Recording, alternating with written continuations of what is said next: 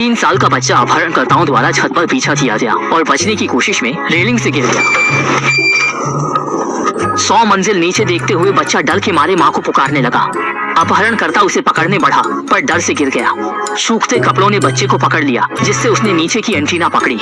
उसने पैर से एंटीना पकड़ने की कोशिश की, पर उम्र कम और ताकत कम होने से वह फिर गिर गया। उसके पैर तारों में फंस गए और वह हवा में लटक गया। माँ, माँ, बचाओ! उसकी माँ ने उसे बचाने के लिए अपहरणकर्ता से लड़ाई की और जमीन पर गिरकर बेहोश हो गई।